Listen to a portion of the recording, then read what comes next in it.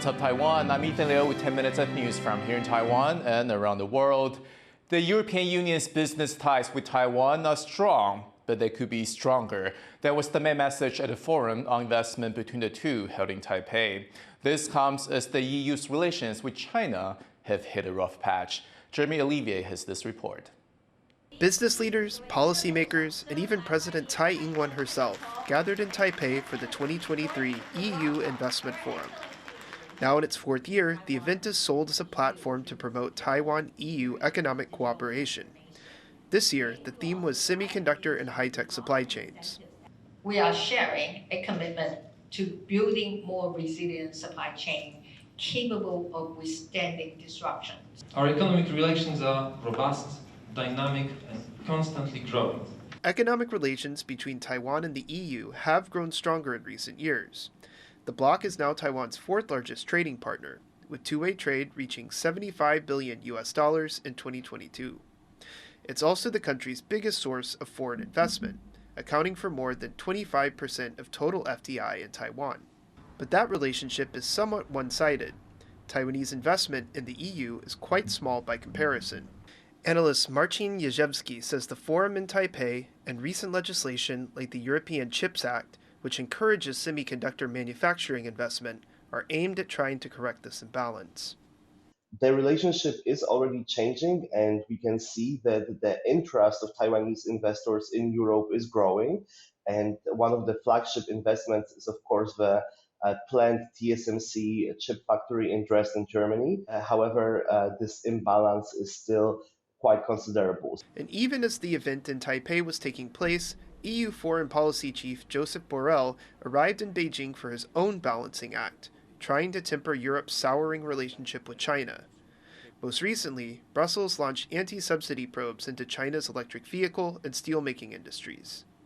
And while the two may find ways to resolve some of their differences in the short term, the moves could signal a bigger trend. A part of the risking strategy that the European Union is pursuing vis-à-vis China is diversification, and that includes diversification of the European Union's economic relations and tightening relations with other partners in the Indo-Pacific region than China, and that of course includes Taiwan. The EU's interest in attracting more Taiwanese investment does have its limits, though. In March, Brussels rejected the possibility of a bilateral investment agreement with Taipei, a frustrating end to long-stalled talks on the issue. The EU says conditions for investors in Taiwan are stable, making a formal deal unnecessary. But most believe it wanted to avoid angering China, which sees such agreements as political.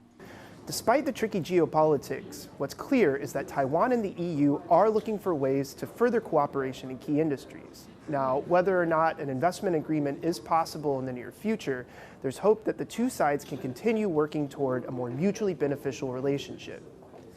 Chris Ma and Jeremy Olivier in Taipei for TaiwanPlus. The chair of the American Institute in Taiwan has said the U.S. stands against the meddling in Taiwan's upcoming elections. The United States opposes outside interference by any actor in Taiwan's elections, and of course our policy will remain the same regardless of the election's outcome.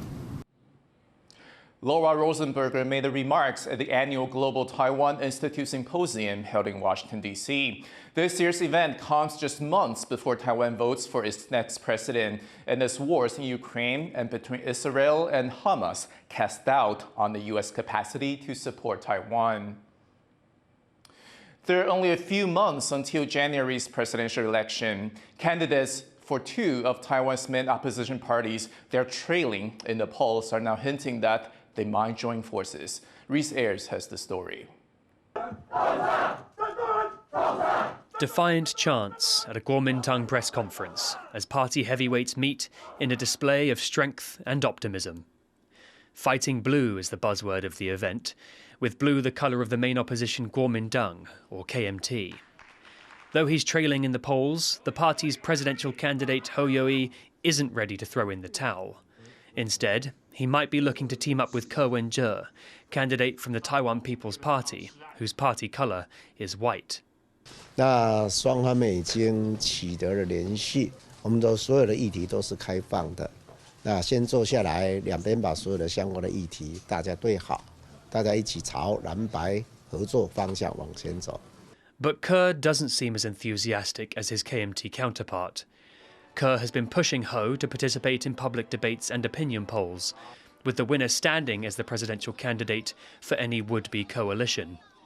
It's a request that's yet to be answered. 所以我们希望呢，国民党可以尽快的来回复这个进行的方式，哈，那也回应社会的期待。 The subject of cooperation may be at a roadblock until Ho agrees to debates, though current polling suggests that a blue-white coalition may be the best chance both parties have to win this election. The most recent polls show Democratic Progressive Party candidate Lai Ching-te as the frontrunner, with just over 30% of the vote.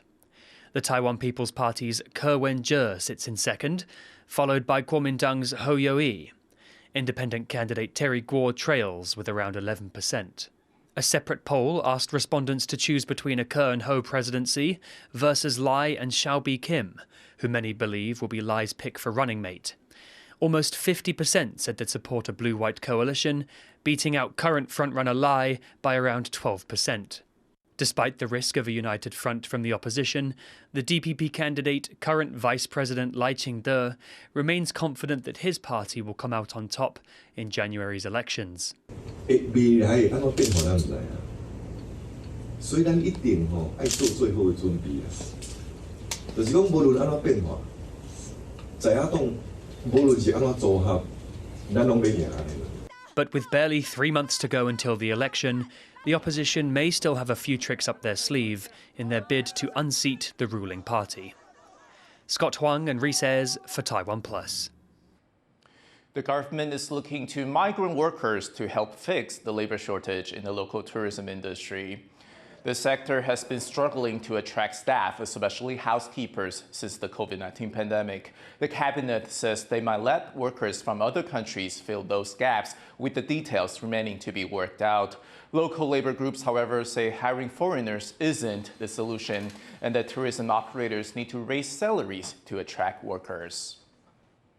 Meanwhile, Taiwan's cabinet passed the plan to spend $1.7 billion over 5 years to support people with disabilities.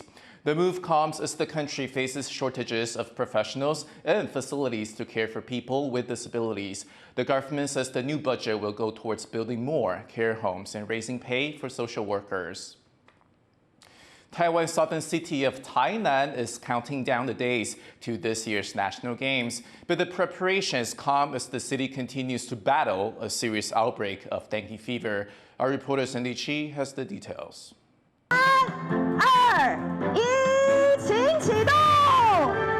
And the countdown to the National Games begins.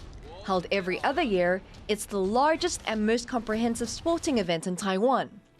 Some 10,000 athletes are set to take part from around the country when the Games get underway on October 21st. And this time, the event is being held in the southern city of Tainan after a 16-year break. 接下来的全国运动会是非常非常值得期待，非常非常值得来看的哦。所以我想亲自来台南体验我们选手最优质的一面以及最好的表现。 But preparations for the Games are taking place with the city under a cloud. Tainan is currently the center of an outbreak of dengue fever that has seen over 15,000 cases and claimed 5 lives. From July to September, all competition venues were sprayed with chemicals to kill the mosquitoes that spread the dengue virus. All competitors will also be issued with mosquito repellent. The opening ceremony of the Games has been designed and directed by Zhang Yijun, the first Taiwanese dancer to join the renowned Cirque du Soleil. 有大型的移动舞台，所以这次演出真的非常丰富，会在彼此之间成为一个沉浸式的舞台内容。Local authorities say Tainan will host the National Games in a brand new way. And with the countdown underway, athletes and spectators don't have long to wait. Eason Chen and Sandy Chi for TaiwanPlus. Thank you for watching today's What's Up Taiwan. I'm Ethan Liu, and I will see you next time.